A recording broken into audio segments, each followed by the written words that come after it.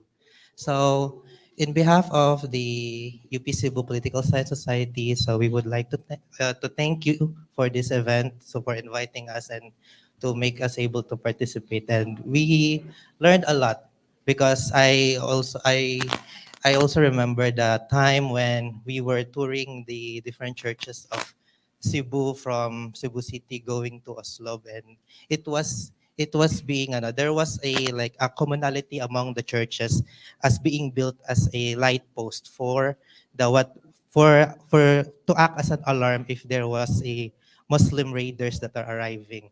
That it was being pointed out by our professor before that before it was being termed as uh, um, the Muslim pirates that are being attacking, but in contemporary times they were already not being labeled as pirates but a Muslim raiders, because that was a propaganda, just a propaganda or a perspective, Spanish perspective, because the Muslims have more rights on our land than the colonizers. So in this event, we I just want to point out that the important learnings that we learned here is that in the title itself, Bunu, the Moro resistance. So it is nice to point out that as many of us are already assimilated most in the Philippines, the Moro people is still resisting up until today for their national sovereignty. So in these talks, we are in knowing the history of the Moro people and the cause of their resistance, we will be able to understand more, and so that we will pursue more for the more peaceful negotiations and to pursue more for the peace in Mindanao as it is the continuous struggle pa rin sa ating bansa. So I also want to point out the learnings also from our professor in philosophy that that inculcating us that the Islamic religion is a very peaceful religion, because in the Philippines, especially most in the Luzon areas where I came from, I'm from Taguig City, by the way, that there is still a growing animosity, continuing animosity between the Christian and the Muslim people, that their stereotypes are still being inculcated, that they say Muslims are like rebels, they were more dangerous people, so stay away from them. But when I came to Maharlika village, in one of the madrasa schools there, I came to realize and learn that Muslim people are very peaceful, very spiritual, very colorful indeed, and very happy. They were very accommodating, and the food is very tasty.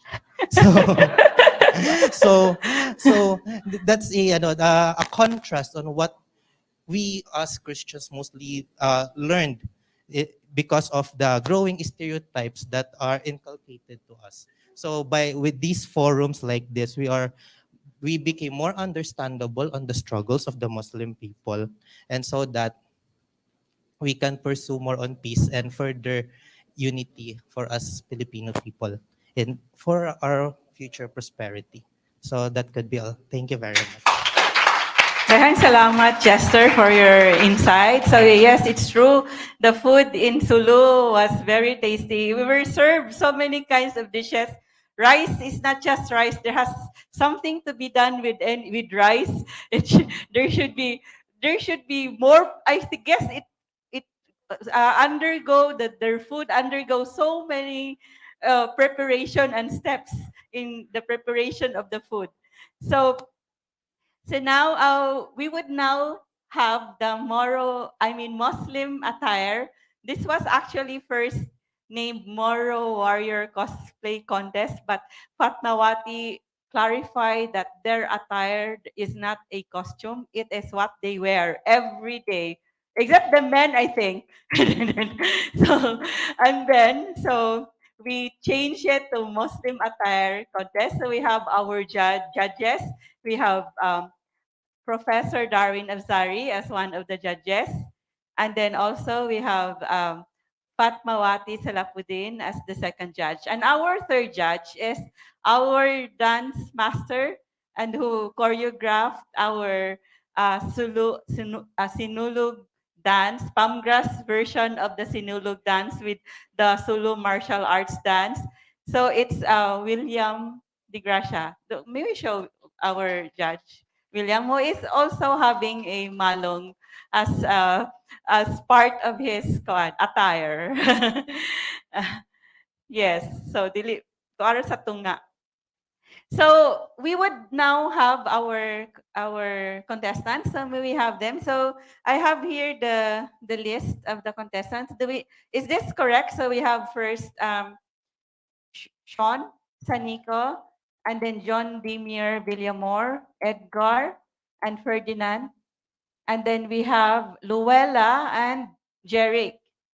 So we would have them immediately go to our stage and explain their attire. And then it's just, usa lang ni kaagi. So explain their attire. And then we will have one of the judges give them a question, very simple question about heroism and your attire.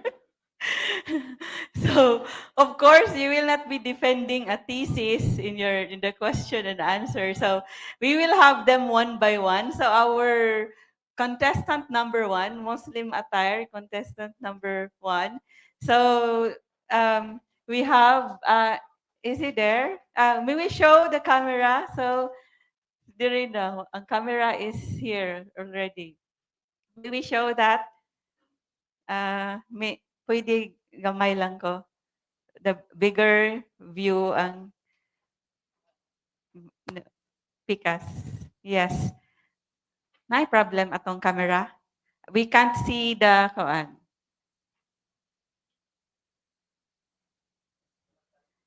Nabali. Dili mao ang webcam. It's the camera of or ibalhin nato sa pikas. Sige. Pwede gamay lang ko. Yes. So we have contestant number one, Ferdinand Azcaraga. So wala tayo music. Sorry, we did not prepare a music. So we have, may you go to the microphone and explain what is your attire, and then may we show also the three judges or only the two?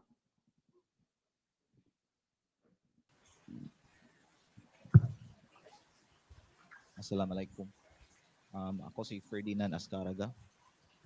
Isa sa mga presentar sa Muslim community pinaagi aning event. One of the significant part of my outfit, which is I really adore, is the sambitan and the kandit. For me, it gives me an identity of the Islamic past. Although I'm not Islam, but I really adore this object because for me it's a classic piece. It is one of the symbol of their being royal, and I enjoy wearing it. not only in this event but in other occasions, just to show to the Visayans, the Philippines, and to the world that there is this kind of peace that exists, that I don't think somebody is still doing this one. Thank you. Daghang salamat, Ferdinand. Fatmawati, do you have a question for Ferdinand? Yes. So it's really good that the Islamic past, you claim it as part of your being Filipino. You are enjoying the Islamic part as being Filipino. So wearing that attire, how do you feel? So can you go nearer the microphone? Maybe she did not hear it. I feel proud. Daghang salamat, Ferdinand. Okay. So Okay. that's our contestant number 1, and he Yeah, says, thank you. Yeah. Thank you. So next contestant, so we have number 2 contestant. So we have Jeric. So this is Jeric with his attire, his Muslim attire. So may you go to the microphone to say something? I'm Derek Sabinoha. I'm wearing the Prince of Maranao. Maranao Prince. So do we have Professor Darwin? He's not there, so only Fatmawati would be asking the question, because our other judge, our cultural officer at the St. Cecilia's College, will only judge but not ask a question. So you will be the only one, Fatmawati, who would be asking a question to all our 5 contestants, 5 ready? 4 contestants. So do you know Yeah. that the prize would be an overnight stay at 𝗙𝗪𝗪𝗃 𝗂𝗃 Hotel at a room for hero? There would be also a prize of me times vacation that would be massage and massage at our Alima native massage with cash prize, and also the overnight stay with cash prize, and the soak and the third prize is also soak and chill at our saltwater dipping pool, and also a 5-hour stay at our rooms for heroes with also a cash prize. Is there another one who would like to join? Si Kwan? Our authentic, the original Tausug, the only one in the audience who is a Tausug. So would you join and you would be the winner? I don't know. I don't know if you would win. Nakuha na lang, dili na lang, no? So, sige, Jeric, I think Fatmawati has a question for you. Yes, you are wearing a Maranao attire. Can you tell me where exactly in the present Philippine archipelago, where exactly does the Maranao come from? So, Jeric, this is now a quiz. So, Jeric, tell us which part of Mindanao, was that the question, Yeah, Fatmawati? yeah. Parts of Mindanao are the Maranao. Marawi. Is that the correct answer? There would be Maranaos in Marawi. So daghang salamat, Jeric, for Yes, your... there would be Maranaos in Marawi, There but are it's Maranaos in actually Marawi. Lanao del Sur and It's Lanao del correct. Norte. You Yeah. got it. If it was the trivia quest, you would already win a prize. So for the 4 contestants, there would be 3 prizes, but I guess we should give a consolation prize to the 4th contestant, right? So and then I guess Ferdi Aparticio is also giving a sponsorship. Did he send a message? He would also give additional. They would DepEd Taguig City and Pateros would also give additional prizes for the contestants of the Muslim attire contest. So our 3rd contestant is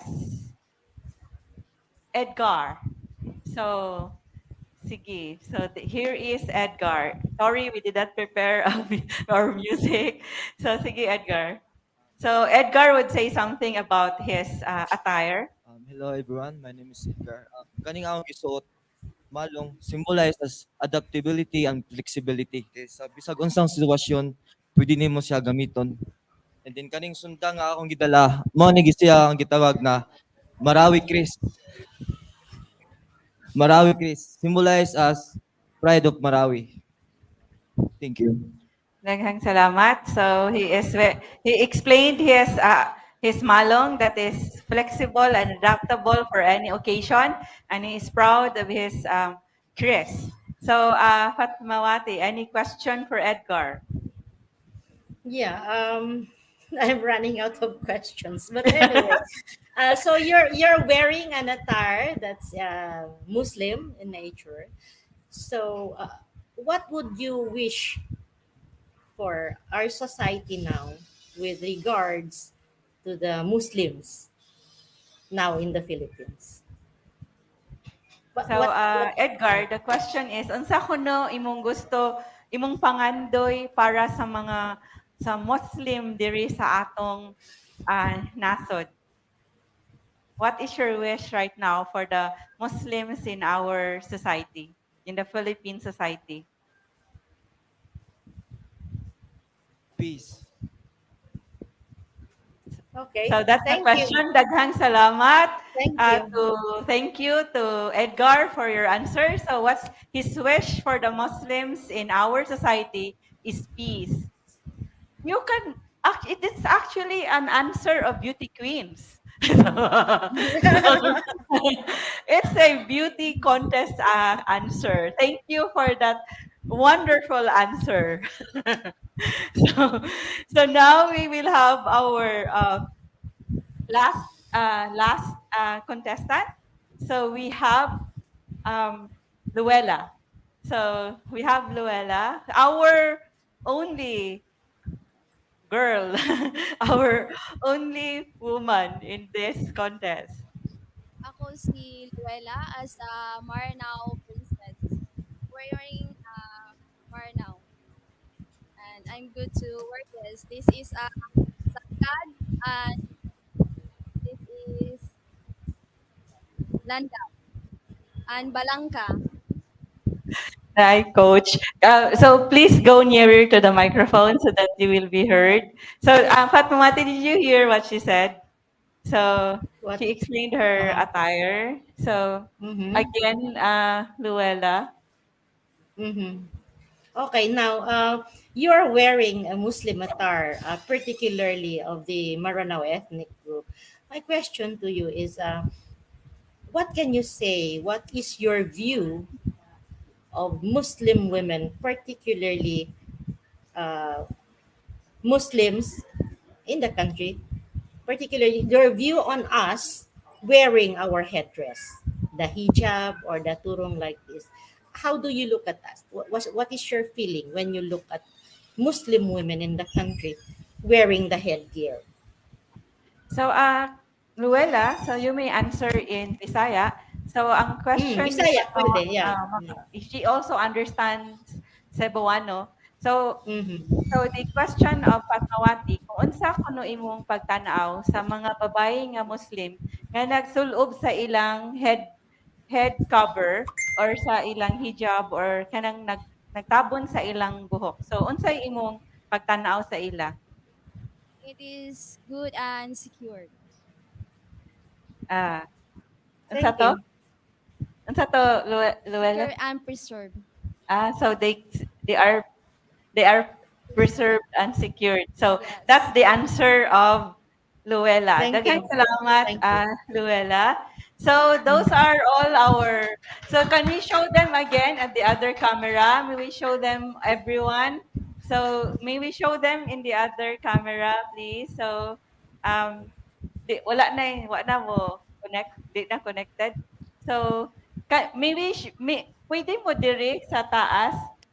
So diri na lang. So everyone. So we have contestant number 5. We have 𝗷𝗫𝗀, a Maranao princess. We have Edgar wearing his malong and also a Chris. And we have Jeric, contestant number 2, for wearing as a Maranao prince, and also Ferdinand wearing his Muslim attire. I forgot his explanation. Ang sa ganito tong imong dire, kandit di ay. So he is wearing a tausog kandit. The same as yeah. me. I am wearing a kandit with geographical patterns. And this has, I forgot the meaning. It has religious meanings, right, Patmawati? So we have four No, it doesn't have religious rights. That's really cultural. cultural, Yeah. the design of the Tradition. kandit. Yeah, So that's you tradition. The traditional to the Muslims in the Philippines only. Yes. So this is a very colorful fabric woven by the women of Sulu. And then actually, I was so surprised when we had a fine arts professor from UP Cebu who also studied the Visayan history and pre-colonial culture. When he saw this design, he said, those are the colors of the Visayans. Because the Visayans are a happy people, they are a colorful people. So the same as the Tausug. That's why historian Ian was saying that in Pampanga, when you would wear colorful costumes, they would say, you Murakag Bisaya, kay daghan color. So the Tausugs and the Visayans are colorful people. So daghang salamat to our, so you just stay there. So we have our last but not the least reactor.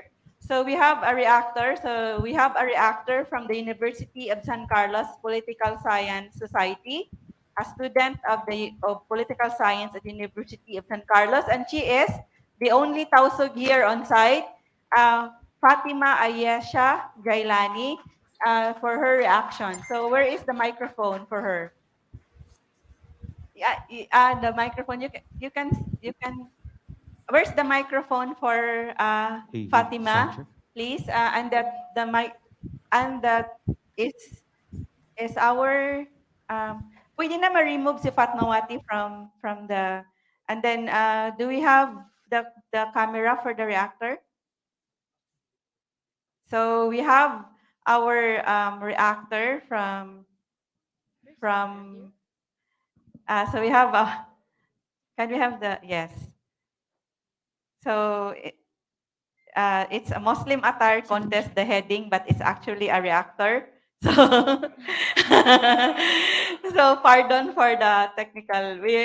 Mahina ang kalaban. The technical team is actually having their hands full, our hands full. So we have our only Tausug, our student from the University of San Carlos, Fatima Ayesha. Oh, Fatima. Assalamualaikum warahmatullahi ta'ala wabarakatuh. Peace be upon to you all. My name is Fatima Ayesha Jailani. I am from Mindanao, particularly from the land of Holo Sulu. One of the provinces in what we call now Moro Autonomous Region in Muslim Mindanao. So I am a student right now of political science in one of the universities here in Cebu City, University of San Carlos. So I am assigned as a reactor, but I'd like to share my reflection from the speakers. This is a post-colonial narrative in relation to the resistance of the Moros to being colonized. Where are the Moros right now? And have they moved on from Bunu or battlefield or what we call war? Maybe you're thinking, no, I came from a far-flung place and moved to another place to pursue my studies. And I just want to share, no, I remember when I read about the book of Sir Nel Didino, titled Maas 𝗏𝗟𝗏 he wrote there. It was published around 2011, if my memory serves me right. And read that maybe around 2016. I was in junior high school that time. He wrote that we belong to the people that seldom achieve success in the academic worlds, as most Filipinos are perceived to be biased against and hated the Moros, the Tausugs in particular. His point of view here, he was sharing the achievement of former MNLF chairman 𝗏𝗏 since he was a former professor of political science in UP and one of the prime movers of the Bangsamoro Revolution after the several massacres like 𝗷𝗵𝗃 massacre, Holo burning in 1974, and others which took place during late Marcos time. So former MNLF chairman Nur Miswari was pretty successful at that time that he can immediately influence the people through his charismatic authority. Again, what really motivated me more to study here in Cebu City or outside my place or outside of my homeland was that line, "We belong to the people that seldom achieve success in the academic worlds." I remember my father used to tell me his stories about his experiences at young age. His family was not privileged enough to let them enter school all in one time. So at young age, he decided and voluntarily helped his family by selling ice drops, bang sug, or we call it bang sug we call it, or sulu homemade cookies or whatever it is available. No, there he could sell like fresh fish. So he told me, he told me na he would really escape school and find a way to make money. He would make angkas in jeeps without paying. It's something funny because I just remember it. And according to him, because of his charm, he can make friends with older people. So makikisabay lang siya from Panama going to the town of Holo. It is the capital of Sulu. So during that time, according to him, education for them was not really a priority since they were busy for their survival. And he would often hear stories that going to formal schools is actually a propaganda of the government and the Americans, to deceive the people slowly and get their lands. I would also hear stories like this from my grandfather, who joined several battles along the Sulu Sea. They are known to be activists at that time. So I realized reasons for survivals because of being poor and joining the battlefields to protect our lands were some of the reasons why our bangsa or why our nation never thrived in education at that time, or why there were only a few who chose the academic worlds. Also, the hesitation to be under the Philippine government or Americans. Because again, if we go back to history, parang we were not colonized by the Spaniards and the Americans. So again, they were all busy in the first and second levels recognized by the Maslow's hierarchy, the physiological needs and the safety needs, which are more important than the self-actualization. In my elementary days, during my stay in Holo, Sulu, I was still studying at that time in the town of Holo in Notre Dame Walled City. I was also a victim of war. When we were having our classes in Notre Dame, suddenly there was an explosion near to the school, somewhere in the market. And the feeling of hearing the sound will make you think na it might be your last day.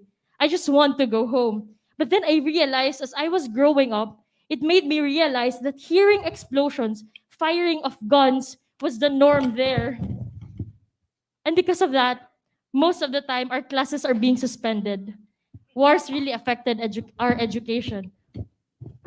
That's why my family decided to move to Zamboanga City, which is the nearest so far to my hometown, to Holo or to Sulu. It will take you 10 hours before you can arrive there with the hopes of a greener pasture and a more peaceful environment. We continued our education together with my other siblings in Zamboanga City, in Cebu City. But lo and behold, in 2013, the war happened again. It was a battle between the Moro National Liberation Front, or the MNLF, and the forces of the Philippines. Just like before, I felt the fear once again. And that time, it was the fear of the safety of my loved ones. We became quite adoptive to the place where we grew up. My parents would always remind us, don't be scared. If it is your time, then it is your time. Alhamdulillah, I came from a family where they are full of hopes. No, we were able to pass through the road where the MNLFs were trying to raise their flag. I didn't so much understand back then what their intentions, what ideologies they were bringing, what is that they want from the government.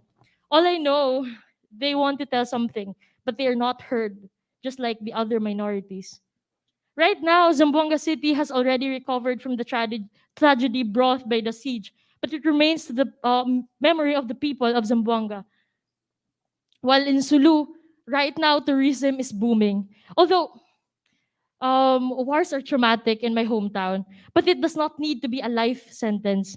So for all the victims like me, victims of war, let's keep on hoping that someday peace will reign in our country. Sometimes we need to walk the rocks to see the mountain view.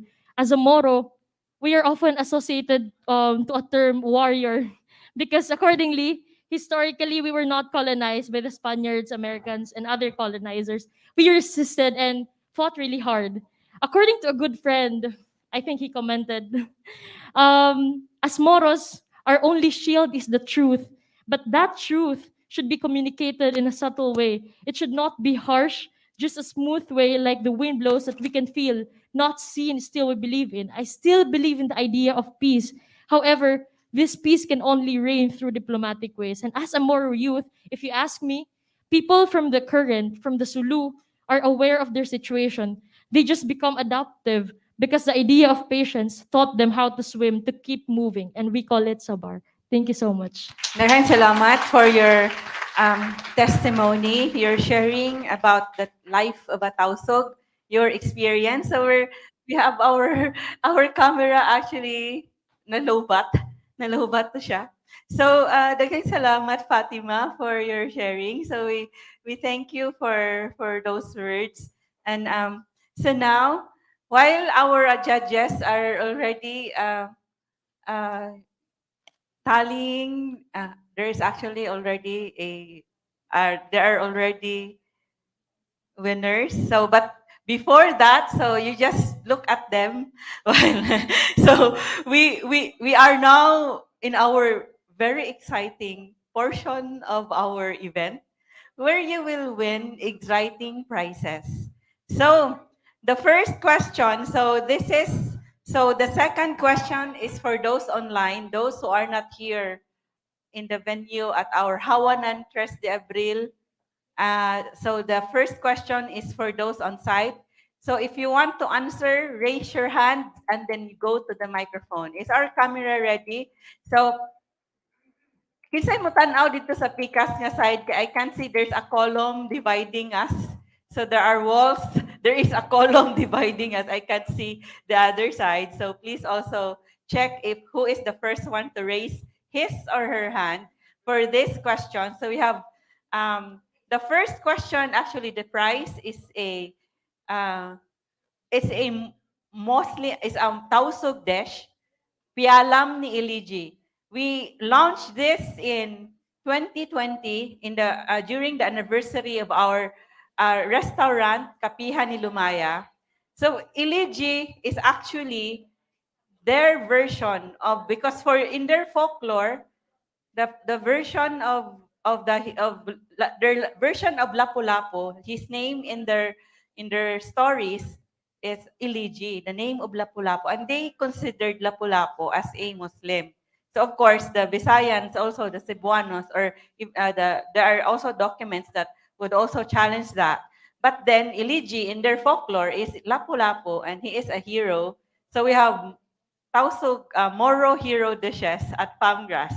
So this is 𝗷𝗁. It's a fish dish with so many spices, turmeric, basil. Lami ni siya for me. So this is the question. And of course, there would be an additional prize of consumable of 300 pesos in our restaurant or at Jardín Dagami. That's the top floor. And you would know that the counter there at Jardín Dagami is shaped like the 𝗁𝗁𝗀. So 𝗁𝗁𝗀 was the pre-colonial trading warship also used in the Battle of 𝗷𝗁𝗪𝗂. So there is, if you would go there, you would see the dragon head, Bakunawa head, at the counter at Jardín Dagami. Dagami was the warrior of Cebu who fought against Miguel Lopez de Legazpi. So the question, taas kayong introduction, no? So the question is this. The first one to raise, ayun sa grace of hand, wala pa ang questions, they already raised their hand. The question is not yet given. Don't raise your hand yet when the question is not yet given. So, kisay mo judge din ha, kisay first naka-raise sa hand ha. What is the name of the first battle in Luzon between the Muslim natives and the Spaniards? Show the question. Wala mag-show ang question. So, what is the name, the first battle in Luzon between the Muslim natives and the Spaniards? Who was the first one to raise his or her hand? In Naka-white. So this is from the University of San Carlos. Please go to the microphone and prepare for the... Tingali dili mao yung answer. Dili di ay? Si, dili di ang white? Kinsa man? Si? Naka-orange? Sorry ko no.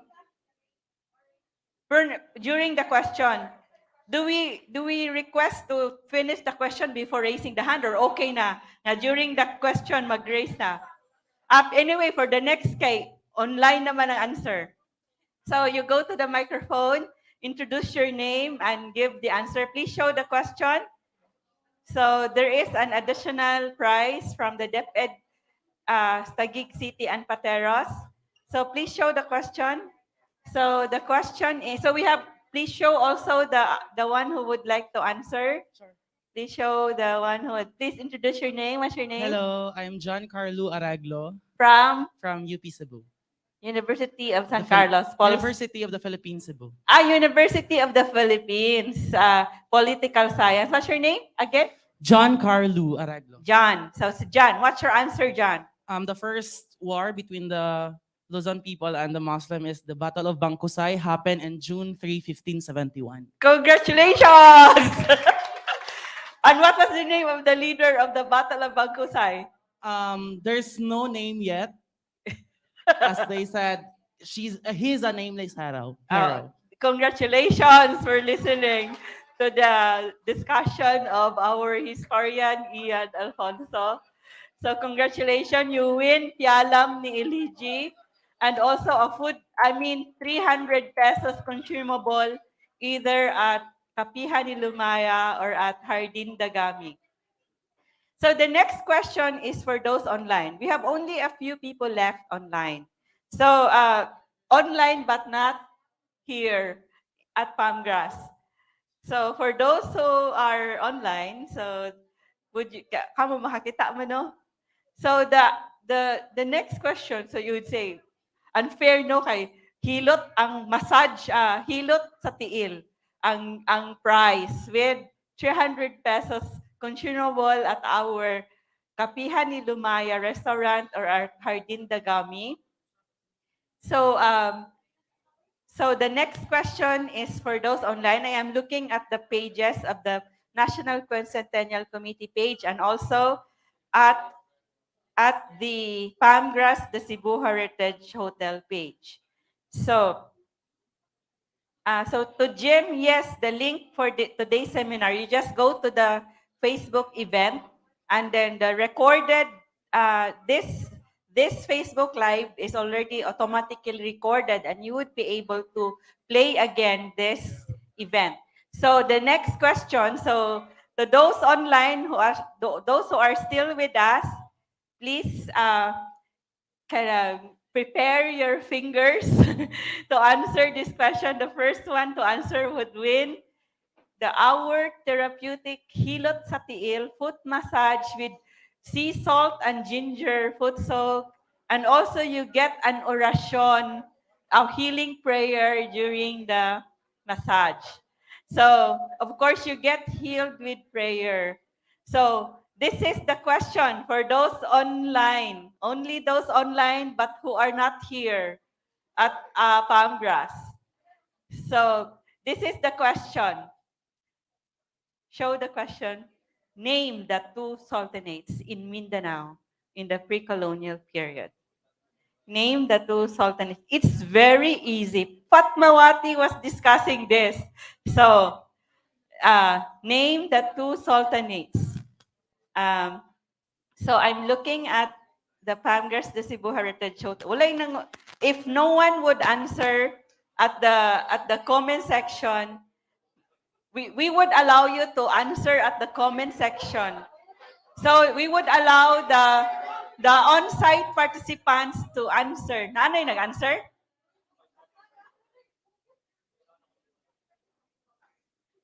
Yes. Congratulations. Congratulations to 𝗍𝗿𝗄𝗃 Direk. From where are you, 𝗍𝗿𝗄𝗃? So the answer is the Sultanate of Sulu and the Sultanate of Maguindanao. Congratulations, 𝗍𝗿𝗄𝗃, for listening to our discussion and giving the correct answer and typing fast so that you will be the first to answer. So, 𝗷𝗿, you get a free Alima native massage, hilot sa tiil with orasyon and a foot soak of sea salt and ginger. So, the last question. So, everyone on site and online, except those who already won, can answer. So, di na kaka-answer, John. so, you will all answer at the comment section. Do you have internet? Wala internet. Can you give them internet? Wi-Fi? Ha? Hinay di ay. So, saon na lang ni.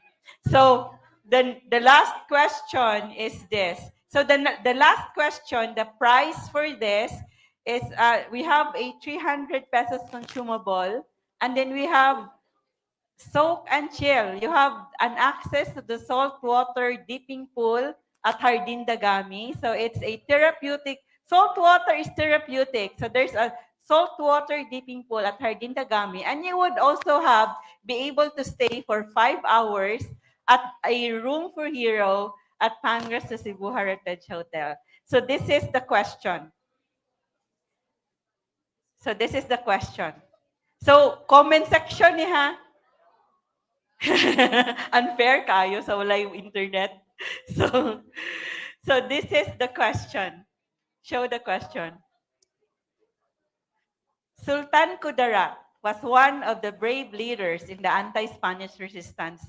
From what area was he in our archipelago? So this is still a discussion of Fatmawati. Taga-asa si Sultan Kudarat. So, taga-asa, from what area in our archipelago was Sultan Kudarat? So, do we have an answer? Ay, i-show sa nato atong costume contestants. I mean, costume attire, Muslim attire contestants. So stay tuned for the announcement of winners. So, do we have an answer? I can't see. I have a problem with my internet also in my phone. So,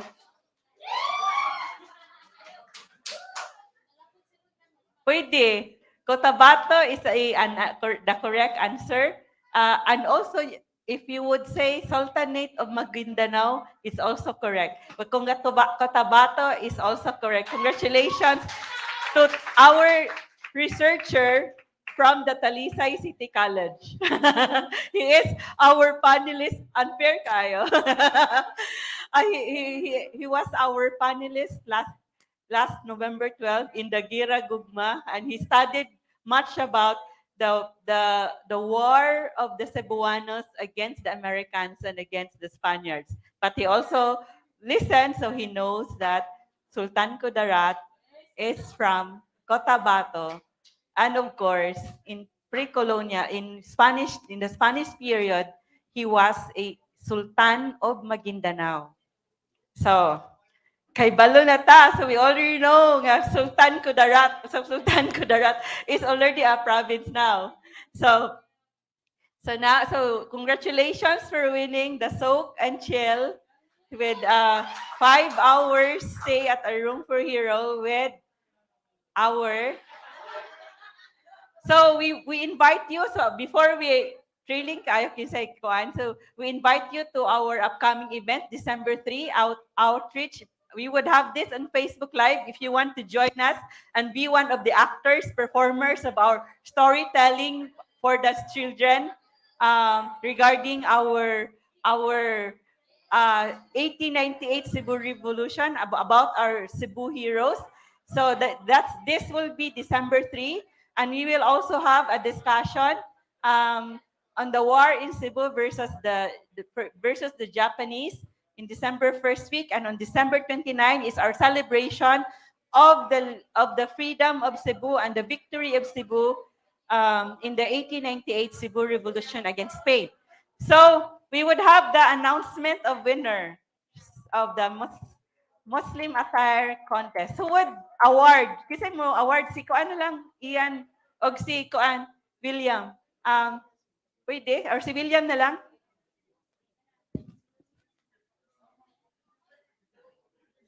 So we have our consolation prize winner,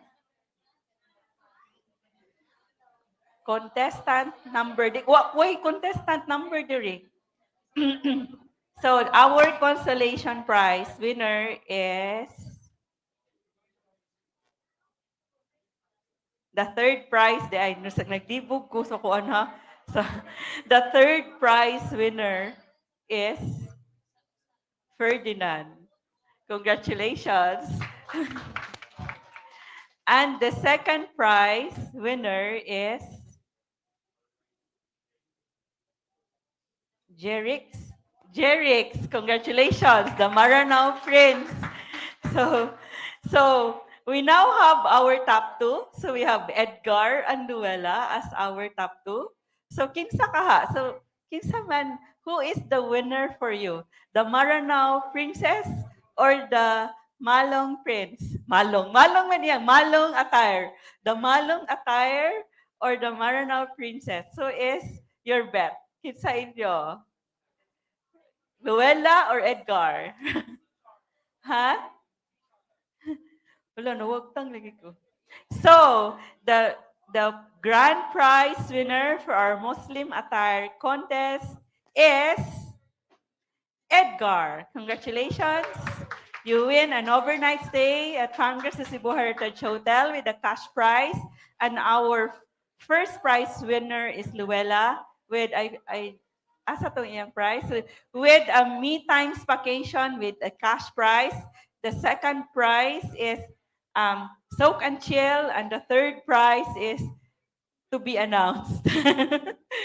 So congratulations, everyone. So now we would like to get the closing statements from our panelists. So may we have first up, is Darwin still around? Wala na. Si Professor Darwin had to go ahead. So we have the closing statement first from Fatmawati. Yes, thank you.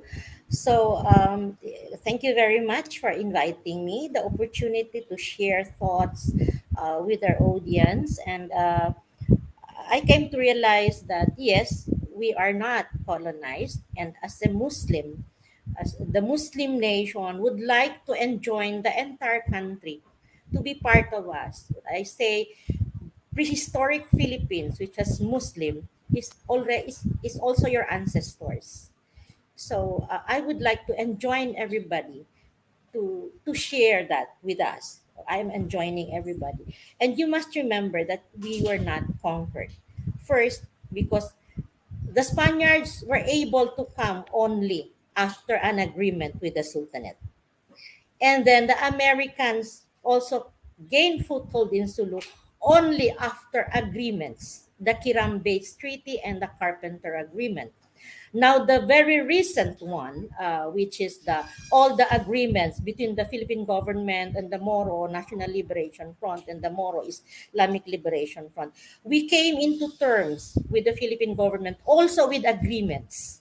So these are things you do not surrender, but you have terms and conditions for coming together. And I would like to enjoin everybody to share this, the history and the evolution of our society. We are all part of it. And primarily, I'm also referring to, I actually suggested that we refer it to Muslims in the Philippines. And in my presentation, I placed it 1972 to 2022. That's the last 50 years of contemporary Muslim rebellion in southern Philippines, because officially, even in the international document of the Organization of Islamic Cooperation, that means the Muslim countries which we are an observer, we are referred to as Muslims of southern Philippines. So that's why now we are Filipinos, the Muslim Filipinos, and I will enjoin everybody to share the peace and to hope for more peace that we are now beginning to achieve in our country, in this part of the country. Thank you very much. Daghang salamat. A round of applause for Fatmawati. It has been a pleasure really to have you with us, Fatmawati, for sharing your insights, your knowledge about Muslim history and the resistance of the Muslims in different periods of our history.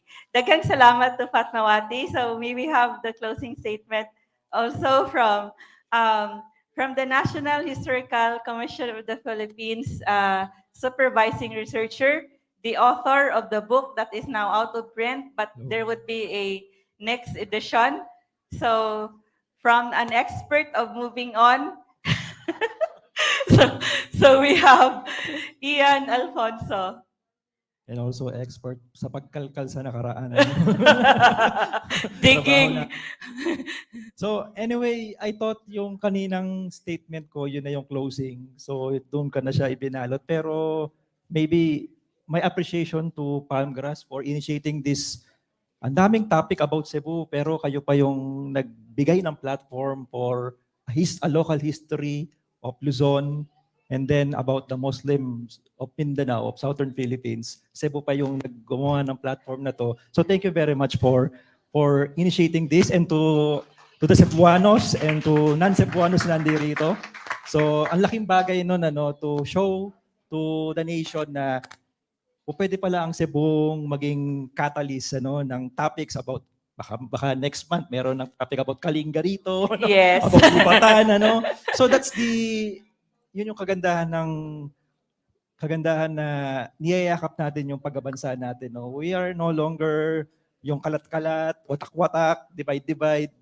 And I remember during the time na we are having this caravan across the country to promote the quincentennial commemorations in the Philippines in 2019, Mayor, the Sangguniang Panglungsod of Lapu-Lapu City, the Mayor of Lapu-Lapu City, went to Pampanga to promote the 500 years. Kasi 500 years ay hindi naman history yan ng Luzon. Visayas, Mindanao yan, nung quincentennial. But we extended the commemoration to Luzon para lang ma-appreciate nila na it's a nationwide commemoration. And I remember before Mayor Chan of Lapu-Lapu City and the members of Sangguniang Panglungsod of Lapu-Lapu City, before they returned to Cebu via Clark, they asked National Historical Commission of the Philippines if they could pass by Macabebe, Pampanga. Because during our conversation, they learned about this Battle of 𝗵𝗂𝘂𝗃𝗃𝗃. Na after the Battle of Mactan, 50 years later, the next significant battle in Philippine history was 𝗵𝗂𝘂𝘃. And in 2021, as I said earlier, the Visayans, the Filipino people commemorated the 500 years of victory at Mactan. And by June 3 of 2021, the people of Luzon would commemorate the 450th anniversary of the Battle of 𝗵𝗂𝘂𝘃. And we were surprised that Mayor Chan requested if they could pass by bago umuwi sa Cebu, sa Macabebe, because they wanted to see the Lapu-Lapu of Luzon, the monument of the 1934 monument. And lahat sila nag-alay ng bulaklak doon sa monument na yon. And the mayor of Macabebe was surprised. Anong ginagawa ng mga Cebuano dito? Nagulat sila, nagpalugaw lang yung mayor kasi nga biglaan. And they offered the wreath. And in the wreath, nakasulat, from the people of Cebu. Diba? Para lang, kumbaga ang ganda ng gesture, na sana magpatuloy ito, hindi lang ng Palmgrass, dahil hindi naman gaano karami ang pera sa history, and Palmgrass is one of the champions of Philippine history. Maraming salamat, Ma'am Agripina, and to the staff of Palmgrass for initiating this kind of activities. Daghang salamat, upcoming Dr. Ian Alfonso, for the beautiful words and for the appreciation. Daghang salamat to panelists also, Professor Darwin Absari, also going to be a doctor also. And thank you to everyone, those online joining us and interacting in our discussion. Daghang salamat to the students and teachers, and to the heritage and history advocates and the tour guides who are here with us this afternoon or tonight na ba. And then thank you very much to our partners, the USC Department of Anthropology, Sociology, and History, USC Social Research and Education, USC Department of Political Science, University of the Philippines, Cebu Political Science Society, University of Cebu College of Arts and Sciences, the University of Cebu Political Science Society, Talisay City College, Museo Sugbo, Central Visayas Association of Museums, Diyandi Heritage Center, SOAN 2020. Daghang salamat and see you again in our next event. Assalamualaikum. Magsukol to our Tausog panelists. So we would show you again as we end our video, but we would also have this on premiere the next week, Beyond the Walls. So that's Beyond the Baluartes, the Moro raids in the 18th to 19th century. Maayong gabi. The middle of an overcrowded coastal community, located in one of the oldest and most densely populated centers in Cebu, Philippines, a peculiar structure towers over clusters of houses. Called by locals as Bantayan sa Hari, this watchtower was originally built in the 1800s as part of the defenses against the onslaught of slave raiding in those times. Throughout Cebu and in many parts of Visayas and Luzon, similar defensive structures were constructed by local inhabitants, Catholic Church leaders, and the Spanish colonial government to counter seasonal raids by seaborne Iranon and Balangay raiders. Within the period of the 18th and 19th centuries, coastal villages north and south of Sulu were constantly attacked, significantly displacing the population.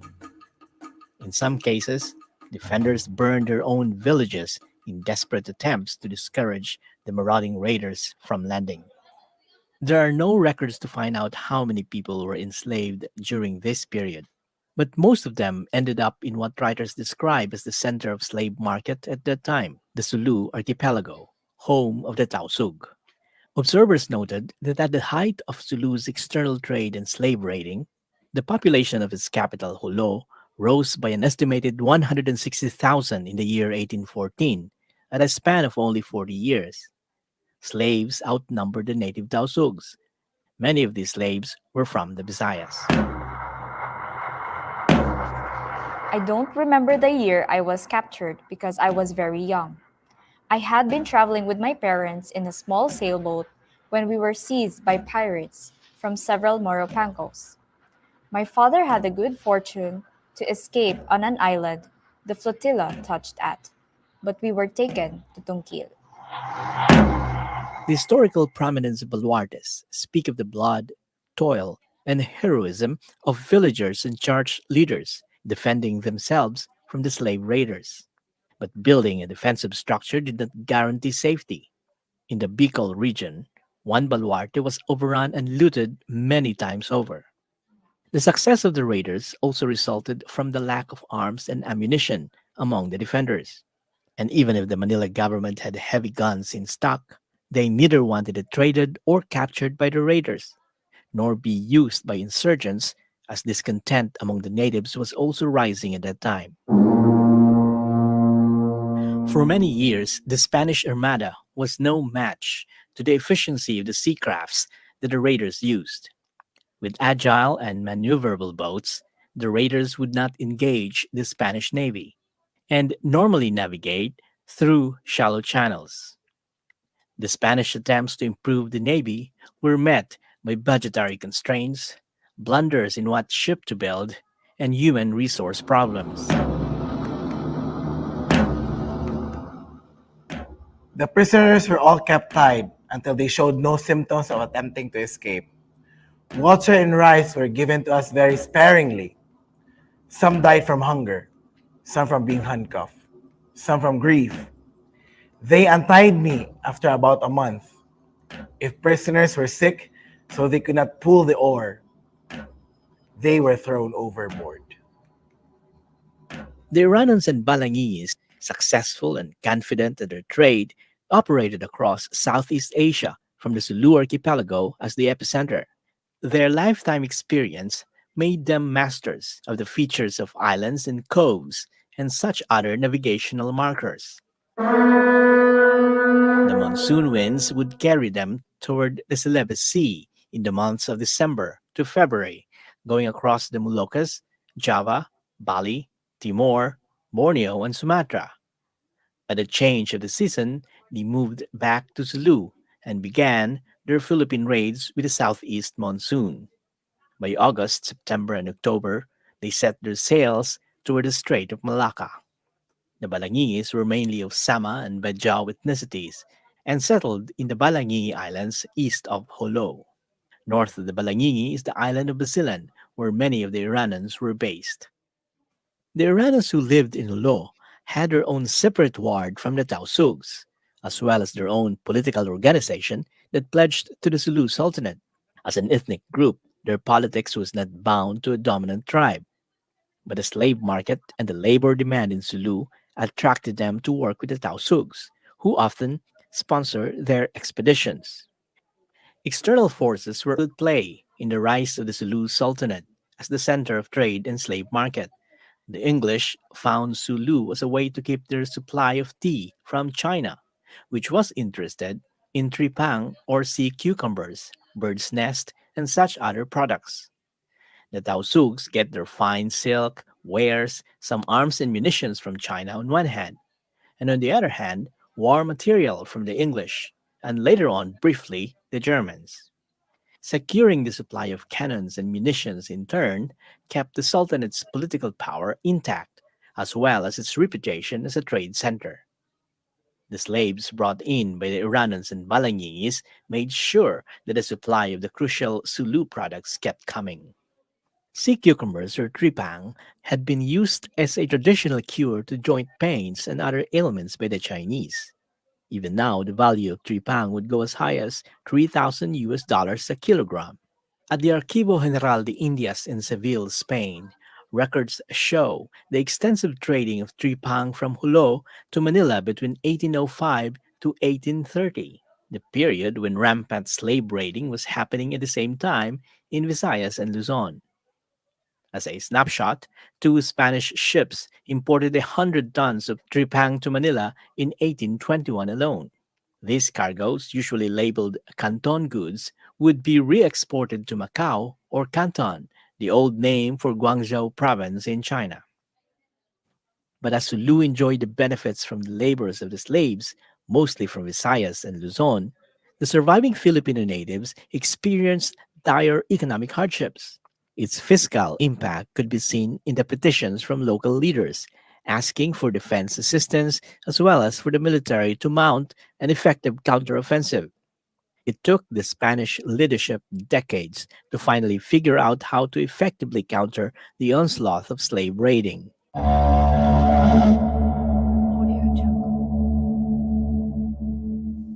The modernization of the Spanish Armada, with the addition of the steam gunboats, would later on pave the way for the Spaniards to assert their dominance over the Sulu Sultanate.